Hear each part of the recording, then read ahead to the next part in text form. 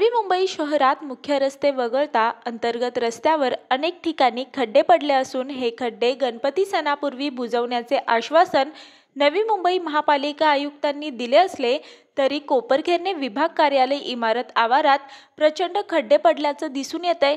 पावसाच्या पाण्याचा निचरा व्यवस्थित न झाल्याने पाऊस पडून थांबला तरी दिवसभर आवारात तळे साचलेले असतात।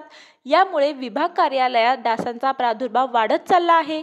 नवी मुंबईतील 8 नोडपैकी कोपरखैरणे नोडमध्ये पदपथांची अवस्था दयनीय झाली असून याबाबत वृत्त प्रसिद्ध होताच दुरुस्ती सुरू करण्यात आली आहे।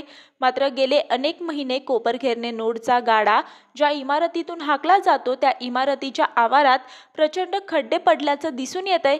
वाहनतळामधून वाहन बाहेर काढताना येणाऱ्या एका वळणावर सर्वाधिक आणि मोठे खड्डे पडले असून चारचाकी गाडी सुद्धा अतिशय सावकाश चालवावी लागते।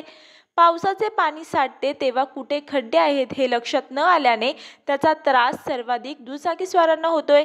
वाहन चालवताना अचानक खड्ड्यातून गाडी गेल्याने पाठीच्या मणक्याचा त्रास सुरू झाल्याचे विभाग कार्यालयातील अनेक कर्मचाऱ्यांचं म्हणणं आहे। या इमारतीत मनपा कोपरखैरणे विभाग कार्यालय, एक बँक, सिडको कार्यालय आणि MTNL अशी कार्यालये असल्याने वर्दळ मोठ्या प्रमाणावर असते। अशात खड्ड्यातून वाहन गेल्याने अचानक उडणारे पाणी पादचारी व्यक्तीच्या अंगावर गेल्याने वादाचे प्रसंग सुद्धा नित्याचेच झालेत। इमारतीच्या वाहनतळामध्ये पावसाच्या पाण्याचा निचरा व्यवस्थित होत नसल्याने थोडा जरी पाऊस पडला तरी त्या ठिकाणी तळे साचते। खड्ड्यांची दुरुस्ती लवकर सुरू केली जाईल। खड्डे भरून घेण्याचे काम केले जाणार असून पाण्याचा निचरा कसा सहज होईल याची सोय केली जाईल अशी माहिती विभाग कार्यालयामार्फत देण्यात आली आहे। या इमारत परिसरात सुशोभीकरण आणि खड्डे बुजवण्याबाबत एक प्रस्ताव तयार करण्यात आला होता। मात्र तत्कालीन आयुक्त यांनी या इमारतीत सिडको, MTNL तसेच एक बँक आणि कोपरखैरणे विभाग कार्यालय या सर्व आस्थापना आहेत। मात्र खर्च फक्त विभाग कार्यालयानेच का करायचा?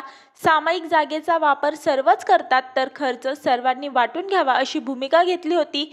त्यामुळे इतर आस्थापनांना तसे कळवण्यात आले। मात्र अनेक वर्षे कोणीही प्रतिसाद न दिल्याने आवाराची दुरावस्था झाली आहे अशी माहिती एका अधिकाऱ्याने दिली आहे। मी वर्षा काटेकर, योद्धा न्यूज, नवी मुंबई।